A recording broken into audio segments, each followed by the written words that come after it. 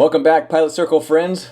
I got a great video for you today. This is the behind the scenes of the first ever build out of a helicopter golf cart.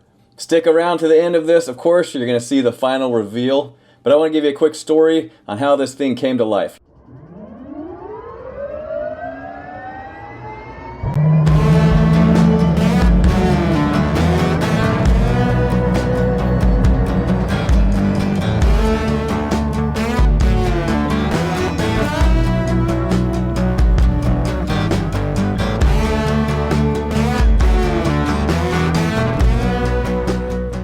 When I worked for Lake Superior Helicopters as a tour pilot and a CFI, I got the opportunity of a lifetime to build this cart out of a totaled R-44 helicopter. Myself and another helicopter pilot friend named Cayman Graham, we spearheaded this project and we worked our tail off to make sure we got this done in time.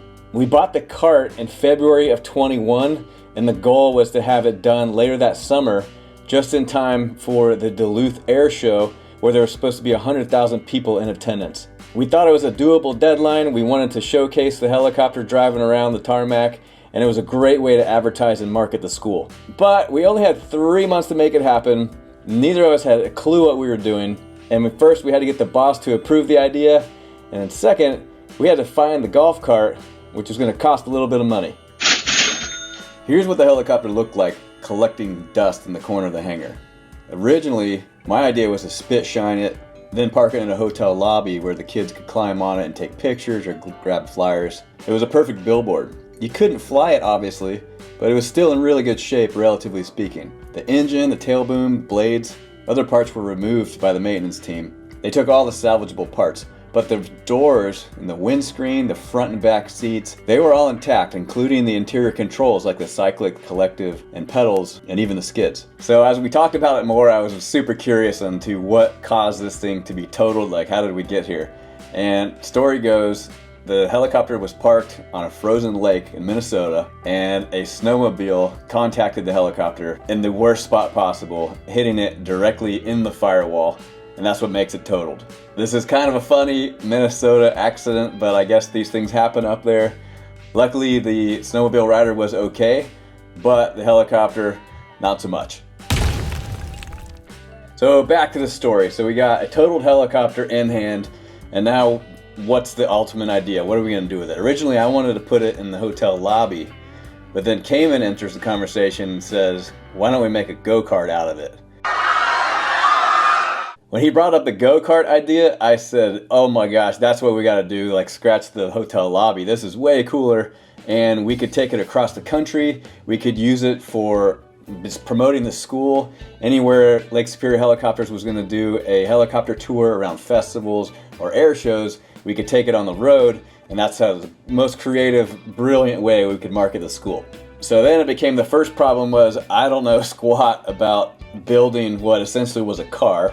My strength was in marketing and brand building, but maybe I could get some sponsors to help us with this project, while Cayman, his expertise came in because he knew how to build a car from scratch and he had some welding experience. So together, the two of us might be able to fumble our way through this. I was ready to just be his right-hand man and then just help anywhere we could. There was a huge disassembly process of the helicopter that we had to tackle, and then we had to find the cart and then strip that thing down too. So there was a couple different projects happening at once. So we did some research online, and what we saw, there's nowhere out there that there's a helicopter golf cart. If you guys know of one, please send me photos. I want to see what it looks like. But as far as a real helicopter shell, nobody's ever done this before and turned it into a functioning cart.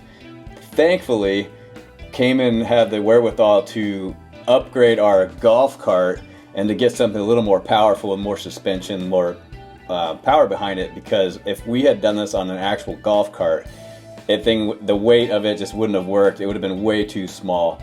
So what we ended up finding was, Cayman found it was a MULE, a Kawasaki MULE, and we just had to go pick it up.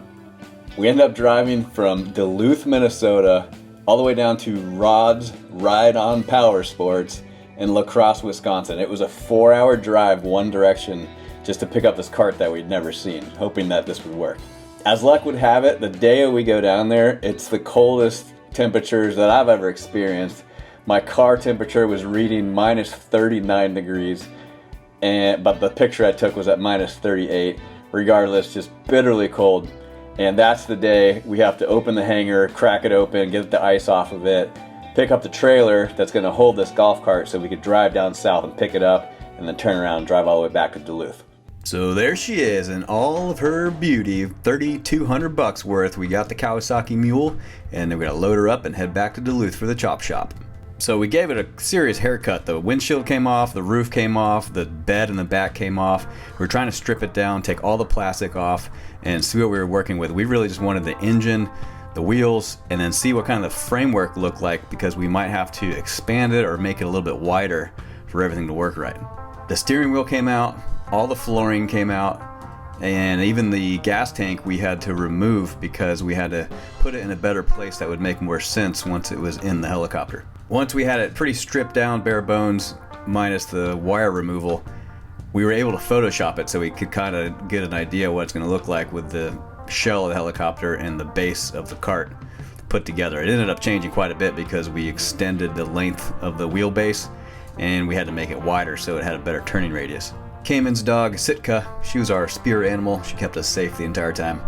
While the cart was being stripped down, we had to simultaneously disassemble everything in the R44. The wire removal alone took us so much more time than we anticipated. It took us several days, maybe a week, to get all the wiring out. But it was such a good learning experience being able to take the helicopter apart. At this point, we're ready to set the helicopter on the cart frame, and we have to make a decision here because we got to poke the steering column through the bottom of the helicopter, and we only get one shot of doing it. So we had to measure and remeasure and remeasure, make sure we did it right. After lifting it and setting it down a zillion times on the cart frame, Cayman figured out we were gonna have to cut the frame in half, extend it, and then make the wheelbase wider so the wheels wouldn't rub.